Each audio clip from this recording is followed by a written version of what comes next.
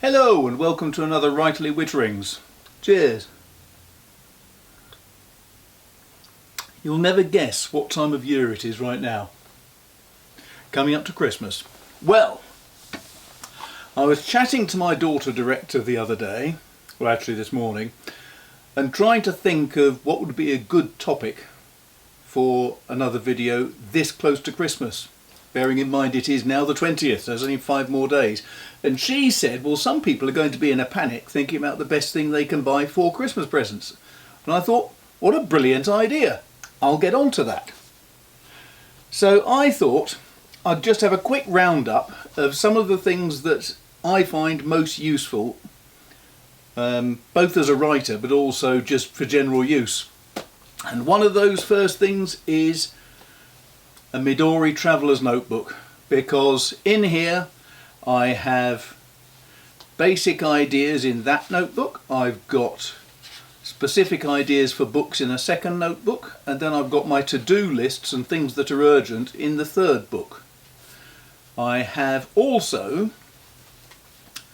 carefully cut out at the back here an envelope that was made out of Tyvek, and in that I store things like my ruler, which is just handy to have around, but also one of those things that I love is well designed little tools, and this is the smallest propelling pencil or pencil of any type I have ever seen.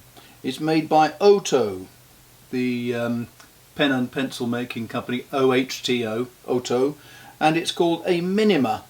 And I bought this for a fairly ridiculous sum of money from Cult Pens about a year ago and reviewed it last Christmas, but it's still something that's always in my traveller's notebook because it's convenient.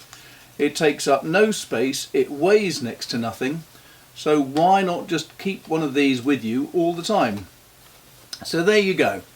Basically, I have, my first thing is a set of notepads in a nice leather wallet which goes with me literally everywhere. It's a fantastic tool for an author. But authors don't just have one type of notepad, and something this year I've started using is a Leuchtturm 1917, which is a hard-backed book, and in here I tend to put in characters, plot details, all the things I thought of while I was out walking around with my Midori, then get collated into the Leuchtturm. And in this, the great thing is that each of the pages is numbered, so 72, 73, and at the beginning of the Leuchtturm there is a series of chapters, so you can make a note of which book I'm working on and what goes where. Or I've also got ideas for Writerly Witterings, I've got ideas for stories, I've got quotations that could be useful, I've got jokes and scenes that could be useful. I've got a number of different things in here, and rather like other famous notebook makers, they also have in the back a little folding pocket, so you can put things like, I've got coloured dots in there. Isn't that fantastic? So I can make a note and prioritise different ideas that I've got within the book when I want to. And in fact, I've always used a number of different diary systems. For the last few years I've been using circular diaries, but just recently I'm doing far fewer meetings and much more time indoors and planning. So I've just bought myself a Leuchtturm diary as well. Days down the left hand side, space for notes on the right. It's got a series of tear out strip pages at the very back as well, which is nice. And you get what week number it is, you got the date and day, and yeah, basically it's a diary. But the nice thing about Leuchtturm is they have fabulous paper that is very, very good, not just for biros and pencils. They are very, very good for things like my favourite devices, fountain pens. This is another one that I would really like. I've actually got 2 pens here today. This is my Homo Sapiens, which I've had for I think about 10 years, and it's regularly been stuck in my shirt pocket or other pockets. It has been dropped, it's had a number of accidents, but it is quick and easy to get out if you're in a meeting and you need to make a note. It's just a little bayonet lock, which is just fantastic to use. It has all of this capacity as a reservoir, which is delightful. What I really love about these Homo sapiens pens is they're made out of a mixture of rubber and lava, volcanic ash from Mount Etna, and really you cannot scratch them. Now, they don't look highly polished like a lot of fountain pens, like my Kaweco for example, but the fact that it cannot get scratched makes it an absolute joy. Now, these two pens are at opposite ends of the spectrum. The Kaweco is about 17 quid I think, and the Visconti is 400 to 500 I think now, I'm not too sure. But even so, I thoroughly recommend Viscontis because they write and they feel just beautiful if you're doing a lot of writing. If you're not doing a lot of writing, a little pocket pen like a Kaweco is really nice. I've spoken about Kawecos before, so I'm not going to talk too much, but one thing I am going to say is my find of this year is a little cartridge converter. So you can load up with whatever colour ink you want. I've got some Diamine Sierra, or Sierra, I'm not sure how it's pronounced, in here, and it is beautiful ink, but the fact that I can load it from a cartridge converter and make use of all of my little bottles of ink rather than having to buy cartridges all the time makes it just that little bit more practical. I love this little Kaweco. I got it some time ago, and the reason why I love it is it's just the right colour to go with my Midori Traveller's Notebook. Pathetic, I know, but I love it for that reason.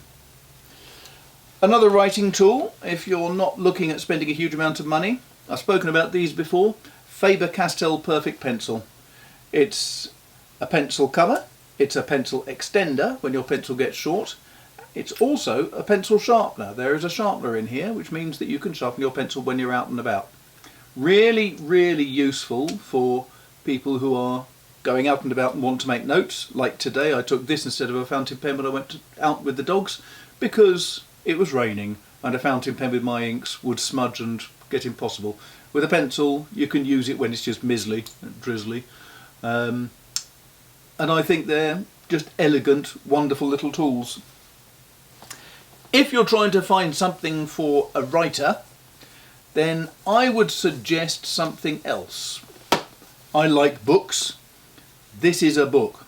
This one's a bit out of date, but the Writers and Artists Yearbook comes out every single year, and it is a fabulously important book for authors and people in the creative industries, because this lists all the publishers, all the magazines, all the agents, everything that you need to find out for the publishing industry is in here. It also has a series of useful articles on how to get your work produced, how to get a synopsis written, how to pitch your book at a film company. Everything that you can imagine is actually in here. So if you've got somebody who's an aspiring writer, get the 2019 version of this and you'll be doing them a really good favour. I will be getting my own version shortly. Couldn't possibly give a talk about things without mentioning some other books. I was on Twitter this morning and somebody said to me, "What a lot of books you've written." And I said, "Yes." And he said, "Maybe people should pick one." And I said, "Yes, because at the end of the day, if you don't buy books, new books, then you won't have authors for very long because they can't afford to write for nothing." Now, this is a book by Jane Holland. She's a very prolific, very good writer. This is a really good, I would say, psychological thriller. Thoroughly recommend it. Forget her name, Jane Holland. But don't forget her name because she's a good writer, so you need to get one of her books. You know what I mean. Right, I'll shut up there. Ralph Spurrier is a man who's been involved in the book trade for many years now. I first met him, I think, about 15 or 20 years ago when he was just moving into the book trade himself. He buys and sells really nice quality books, but he's also been dabbling in writing for many years, and this is his first collection of short stories, and I found it really very interesting and thoroughly entertaining, quite delightful. Give it a try. Ralph Spurrier, very good book. Just up the road here, there is a delightful couple who write crime books as A.J. Mackenzie. But their real names are Marilyn and Morgan, and they live just up the road from me, and they are academics, very heavily involved at Exeter University and all over the place. Delightful couple, but they're also fantastic writers. Their crime books are really delightful, set in the 1700s. I can thoroughly recommend them, as I have a few times actually. But The Black Prince and the Capture of the King is their latest book, which is non-fiction, and I think this is a superb read. My only regret about this is it's all about the Battle of Poitiers, and they didn't manage to finish it in time to get a copy to me before I finished writing my Vintner trilogy, because Blood of the Innocents would have been possibly altered slightly if I'd got all of the details from this. Mind you, that could have been wrong, because the whole concept of that book was looking at everything from the point of view of the ordinary soldiers, and I deliberately didn't want to look too much at what was happening with all the noblemen and everything else. So maybe I shouldn't have thought about changing it anyway. But, doesn't matter, this is a very good book, fascinating bit of research into Poitiers. I can highly recommend it. While I've been talking about notepads and papers and writing, these two have to be mentioned. I've shown you my Leuchtturm. This is a Clairefontaine book. Now, I tend not to use A4 notepads very much because I find that they're just big and bulky to carry around. It's easier to have something this size, obviously.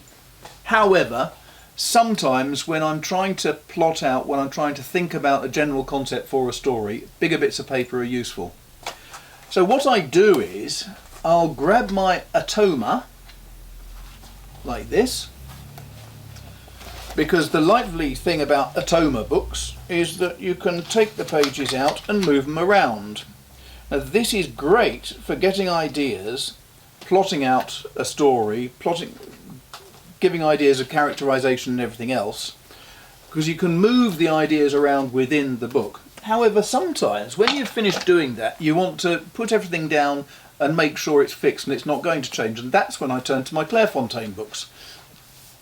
These things have fabulous paper. They take, as do the Atoma notepads, they work really well with fountain pens. This is all written with a Visconti, which is a gushing pen. It throws an awful lot of ink out. So if you've got somebody that wants to write and keep things absolutely fixed, so working on a large sized journal for example, the Clairefontaine notepads are ideal. If they want to work on things where they're going to be moving it around, then something like the Atoma system, where all these rings hold the paper but you can take the paper out and move it around wherever you want, these can be absolutely perfect. Ideal for business meetings too, because they do look very smart. They come with leather covers as well if you want to spend the money. Personally, I'm far too tight-fisted for that, so never mind that. And then finally, what is there? Oh yes, well, it would be a silly author who didn't mention his own books. This is the one that came out this year, Pilgrim's War, which I really enjoyed because it's looking at the First Crusade from the point of view of the pilgrims who got involved. It's not looking at it from the point of view of the kings, the knights, the Pope, all of that level. This is from the ordinary people who joined up the First Crusade. And they tended to be an awful lot of prostitutes. There were mostly it was peasants, but there were a hell of a lot of children involved as well. And it truly is a tragic story, but one of enormous courage and determination. This also has a slight twist that it's a little bit about murder as well, and it's about how different people would have set off with the excitement of going abroad, the idea of adventure, and how warfare would have changed their perspective. And also it's looking at the point of view of the fanatic, the people who were deeply religious, who wanted to go away and rescue Jerusalem, and how that went. So if you've got some spare money and you're looking for an extra present, I can thoroughly recommend Pilgrim's War. I would, wouldn't I? It's my book. And that's about it really. I've gone through notepads, I've gone through pens and pencils, I've mentioned the Kaweco with its nice little converter. That's covered a number of books, different notepads, it's covered pens, pencils, cartridge converters for the Kaweco. Hopefully in there's something for just about everybody if you're looking for a last minute present. Obviously the books are the best idea, especially mine, but I'll leave that choice up to you. So there you have it. Thanks very much for watching. If you liked it, please hit the like button because YouTube likes that. Please hit the subscribe button too, and share it if you think there's somebody else who would appreciate this sort of strange video. But apart from that, thanks very much for watching. I hope you have a very happy Christmas, and I look forward to coming back in the new year and seeing you then. Take care. Cheers.